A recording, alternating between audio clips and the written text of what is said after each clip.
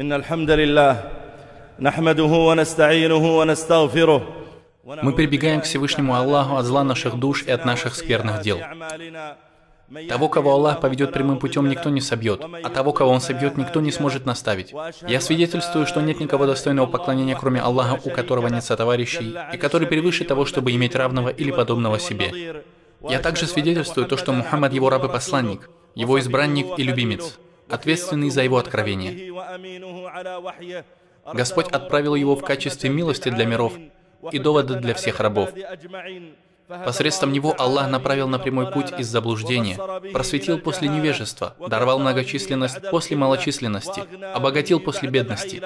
И да пребудут благословения Аллаха над ним, над его благим семейством, благословенными сподвижниками до тех пор, пока глаза видят, а уши воспринимают назидание. И да пребудет над ними всеми мир, а затем верующие братья. Всевышний Аллах создал человека, даровал ему милости, с помощью которых он смог бы населять землю и перемещаться по ней. Аллах велел человеку использовать эти милости, чтобы осваивать эту землю, быть на ней наместником и искать близости к Господу миров. Наш Всевышний Господь запретил человеку использовать какую-либо из этих милостей в борьбе с религией или в причинении препятствий на пути Господа миров. К одной из величайших милостей, которую Аллах даровал человеку, чтобы он наслаждался ей, относится милость зрения.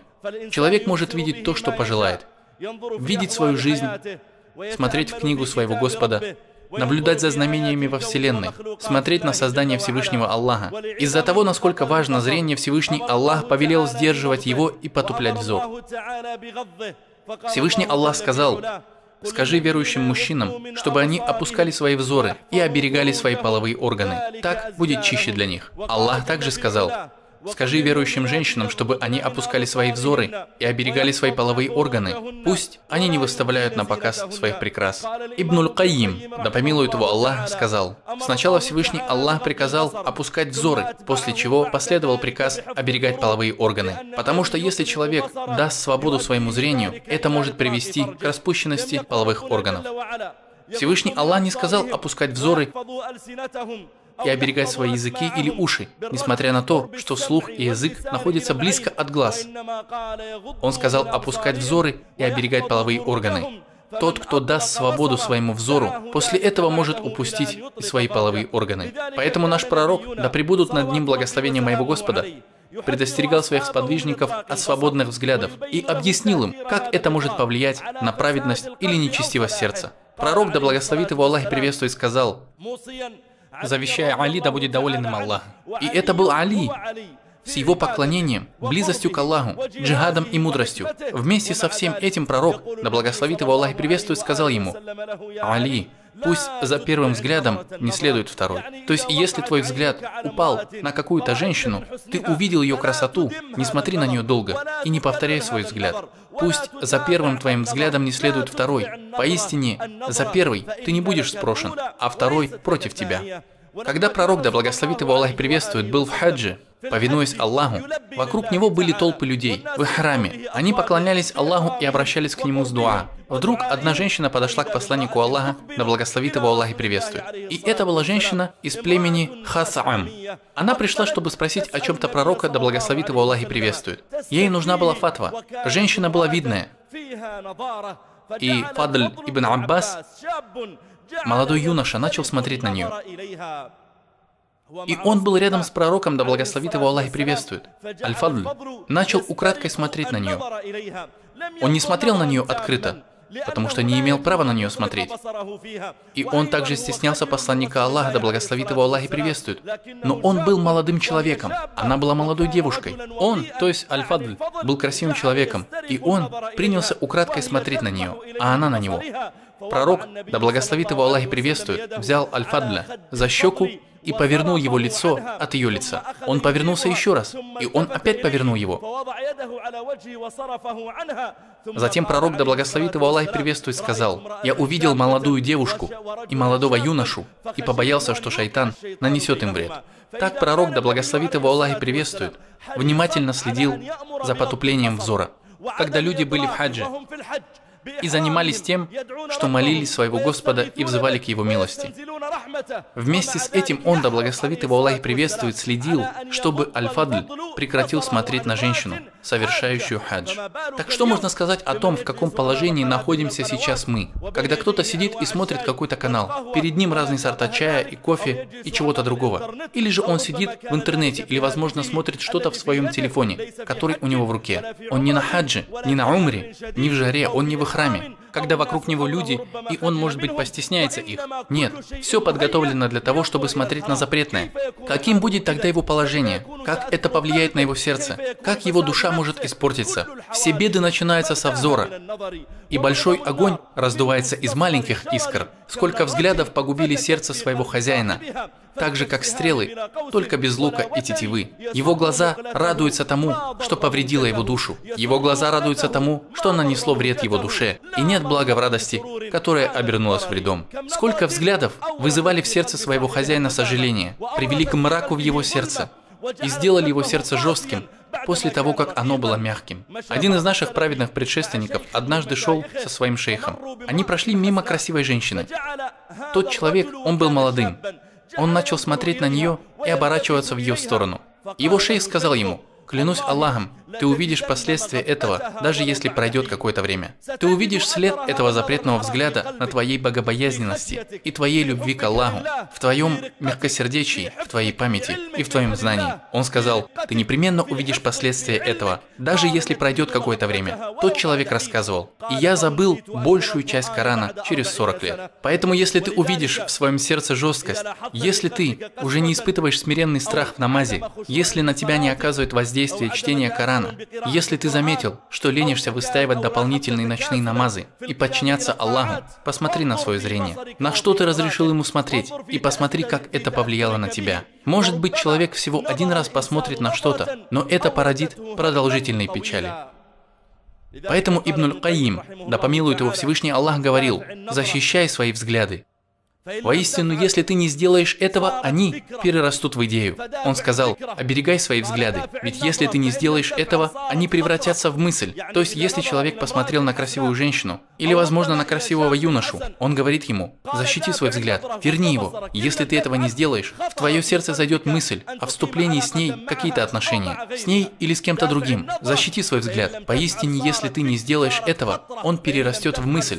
Он сказал: «Оттолкни возникшие мысли и скажи: «А'удзу билляхи минаш шайтани раджим». Если ты не сделаешь этого, мысль превратится в идею. Он говорит: «Клянусь Аллахом, это идея. Почему бы мне не сделать так, как делают другие? Почему бы мне не позвонить? Почему бы мне не посмотреть что-нибудь в компьютере? Посмотреть на то, на что можно смотреть подольше и что будет еще приятнее?» Он сказал: «И защищайся от этой идеи. Если шайтан начинает диктовать тебе свой план, которому тебе нужно будет следовать, чтобы добиться желаемого, скажи: «А'удзу билляхи минаш шайтани раджим». Он сказал: «И если ты этого не сделаешь, твоя идея перерастет в действие. Если ты не убьешь эту идею, она воплотится в действие, она станет действием». Он сказал: «Отклони ее. Если ты этого не сделаешь один раз, попроси у Аллаха прощения и покайся. Оставь это и остановись». Он сказал: «Но если ты сделаешь это один раз, после чего не прекратишь смотреть дальше, это перерастет в привычку, и тебе будет очень сложно избавиться от нее». Поэтому человек, который в наше время жалуется, что он, возможно, иногда смотрит запретные и развратные вещи, а потом говорит: «Я пытался бросить это, но не могу». Спроси его о том, как начинался этот грех. Каким было его начало? Был ли это взгляд, потом мысль, потом идея, которая перешла в действие, а затем в привычку, после чего ему было это трудно оставить? Всевышний Аллах упомянул в своей книге истории, которые указывают на последствия этого взгляда. Наш Всевышний Господь упомянул, что Юсуф, мир ему, пророк, которому была дарована половина всей красоты, находился с женой знатного вельможи. Он был ее слугой, жил в ее доме. Но она подолгу смотрела на него, наслаждаясь его видом. И шайтан не оставлял ее, пока этот взгляд не перерос в мысль, затем в идею. Затем она захотела притворить ее в действие. И вот она уже начинает соблазнять его, запирает двери и говорит: «Иди ко мне». И Всевышний Аллах спасает своего пророка Юсуфа, мир ему, от нее. Взгляни, жена знатного вельможи была знатной, и считалась благородной в своем народе. Но после этого случая ее честь порочили все, кому не лень. Женщины в ее городе стали говорить: жена знатного мужа пыталась соблазнить своего юного раба. Она стала всенародным посмешищем. И все из-за того, что не опускала взор. Ты не перестаешь кидать взгляды свои один за другим на каждую красавицу и красавца. Ты считаешь, что это излечит твою рану, а на самом деле это лишь больше тебя ранит. Ибн Аль-Каим, да помилует его Аллах, в своей книге «Аль-Джаваб Аль-Кафи» упомянул разные пути того, как человек может избавиться от взглядов на запретное. Он помянул удивительные истории людей, которые дали своим взглядам такую волю, что их сердца сильно привязались к тем, на кого они смотрели. В наши дни есть девушки, которые привязались к некоторым людям, которые выступают в СМИ. Возможно, это актеры, певцы, игроки и тому подобное. Они начинают следить за ними повсюду. Возможно, они хотят созвониться с ними, вступить с ними в отношения. Если бы такая девушка с самого начала потупляла взор, этого бы не случилось. Также есть юноши и взрослые мужчины, которые смотрят на подобное, и их сердца привязываются к этому, и их имущество тратится на подарки и звонки. Но если бы с самого начала они не смотрели на это, опускали бы взгляд, они жили бы счастливо. Наш пророк, да благословит его Аллах и приветствует, говорит: пусть за первым взглядом не следует второй. Если ты посмотрел один раз, не смотри во второй. Пророк, да благословит его Аллах и приветствует, знал, что сердце портится от этого. И человек из-за этого взгляда может достичь такой стадии, когда будет страдать и в дунье, и, возможно, в ахирате. Если это дойдет до того, что он привяжется к этому взгляду и почувствует сильнейшую страсть, тогда он не сможет жить без этого и будет страдать от этого. Ибн Аль-Каим, да помилует его Аллах, рассказал, что один человек привязался к юноше, и того юношу звали Аслям. Этот юноша был очень красив, и сердце того человека привязалось к нему, так что его душа начинала призывать его к совершению непристойности. Тот юноша отказывался и сопротивлялся, не встречался с ним. Так было, пока та страсть, возникшая от простого взгляда, не увеличилась в сердце этого влюбленного настолько, что он заболел. Он слег, почти ничего не ел и не пил из-за своей нездоровой страсти, влюбленности, тоски и патологической привязанности. Некоторые друзья его пошли к Асляму и сказали: «Аслям, человек сейчас умрет. Пойди к нему и посиди с ним. Поговори с ним, чтобы он поел и попил, чтобы ему стало лучше». Аслям согласился, вышел в путь, и те люди опередили его и первыми пришли к тому влюбленному. Они сказали: «Аслям уже идет». Он обрадовался и сказал, чтобы ему помогли сесть. Он сел после того, как только лежал, попросил поесть и попить. Когда же Аслям прошел большую часть пути, он сказал: «Клянусь Аллахом, я не позволю очернить свою репутацию. Даже если я хочу просто поговорить с ним, люди будут считать, что я сделал нечто большее, чем это. Клянусь Аллахом, я не хочу, чтобы меня обвинили в чем-то». Затем он повернул назад. Вернулся. Те люди кричали и звали его, но он их не слушал. Они зашли к тому влюбленному и сказали, что Аслям уже почти зашел, но потом вернулся. Он начал кричать: «Аслям!», но ему никто не ответил. Он кричал: «Аслям!», но тот не отвечал. Тогда он сказал: «О Аслям, отдохновение для больного! О Аслям, отдохновение для больного! О исцеление от изнеможения! Твоя любовь более желанна для моего сердца, чем милость великого Создателя». Затем он умер, и да упасет нас Аллах от такого конца. Вначале был взгляд, из-за которого его душа привязалась к нему. Из-за этого взгляда его сердце испортилось так, что оно стало полностью занято этим взглядом. Это послание к тому, кто постоянно смотрит на харам, к тому, кто привязан к какой-то певице, музыканту, актрисе, кто не пропускает с ней ни одного видео в интернете или еще где-то. Это послание к девушкам, чьи сердца привязались к кому-то так, что их телефоны стали заполнены видео с этими людьми, и они стали повсюду следить за ними. Пусть за первым взглядом не следует второй. Таков завет моего Господина, посланника Аллаха, да благословит его Аллах и приветствует. Пусть за первым взглядом не следует второй. Поистине за первый взгляд ты не будешь спрошен, а второй против тебя. Пророк, да благословит его Аллах и приветствует, также сказал в хадисе, который приводится у Ат-Тирмизи. И это хороший хадис. Тому, кто потупит свой взор перед красивой женщиной, имея все возможности смотреть на нее, тому Всевышний Аллах введет ему в сердце веру, и он ощутит ее сладость в своем сердце. Если человек мог смотреть на что-то запретное каким-либо способом, напрямую, как на рынках или где-то еще, или в интернете, или каким-то другим способом, после чего он преднамеренно отвел свой взгляд, словно говоря: «Господь, Ты настолько велик в моем сердце, для меня так важно то, что Ты наблюдаешь за мной, я стесняюсь Тебя, о Господь мой. Я не хочу, чтобы Ты стал для меня самым незначительным из смотрящих и наблюдающих за мной. Нет. То, что Ты смотришь на меня, Господь, препятствует мне ослушиваться Тебя. Я знаю, что Ты видишь меня, и видишь то, что я делаю, слышишь мои слова. И вот Ты прекращаешь на это смотреть ради Аллаха. И в результате Ты почувствуешь сладость веры в своем сердце. Я прошу Всевышнего Аллаха уберечь наше зрение от запретного. Я прошу Аллаха уберечь наше зрение от запретного и окружить нас своей защитой со всех сторон.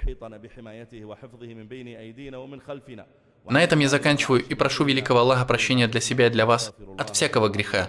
Просите у Него прощения и кайтесь перед Ним. Воистину Он прощающий милосердный.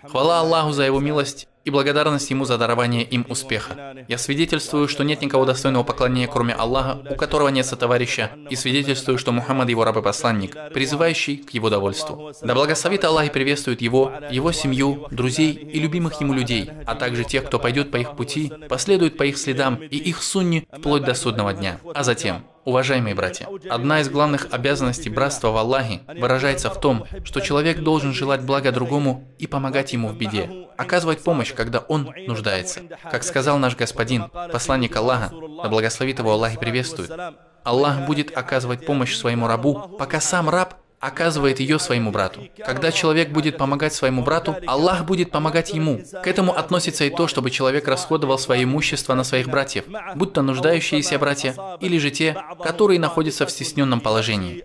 Они сами или их семья сейчас нуждаются. Если ты поможешь ему, знай, Аллах будет оказывать тебе помощь. Если ты сам помогаешь своему брату, тот, кто избавит верующего от печали мира этого, Аллах избавит от одной из печалей Дня Воскресения. Так же, как ты помогаешь своим братьям, Всевышний Аллах поможет тебе. Ты можешь помогать бедным родственникам, нуждающимся, неважно, тем, кто оказался в беде, как наши братья в Сирии и в других местах. И чем больше человек помогает своим братьям, тем больше будет его награда. Но ему следует быть внимательным к тому, чтобы эта помощь происходила дозволенными, разрешенными способами. Не каждому, кто скажет, что отвезет эту милостыню до места назначения, можно доверять. Некоторые люди, возможно, открывают в интернете какие-то сайты, в которых призывают оказывать помощь организациям. Следует убедиться, что все это происходит официальным путем, насколько это возможно, чтобы удостовериться в том, что твоя милостыня дойдет до того, кому она предназначена. О Аллах, мы просим Тебя счастливой жизни и смерти шахидов, чтобы Ты собрал нас вместе с богобоязненными, и мы оказались в сопровождении пророков. Также мы прибегаем к Тебе, о Господь наш, от тягот бедствий, несчастий, плохого предопределения и злорадства врагов. О Аллах, направь нашего правителя к тому, что Ты любишь и чем Ты доволен, и направь его к благочестию и богобоязненности. О Аллах, наставь его на Твой прямой путь и сделай так, чтобы его деяния приносили Твое довольство, и также с остальными правителями мусульман. О Аллах, благослови Мухаммада и семейство Мухаммада, как благословил Ты Ибрахима и семейство Ибрахима, и не спошли свои благословения Мухаммаду и семейству Мухаммада, как не спасал Ты благословение Ибрахиму и семейству Ибрахима.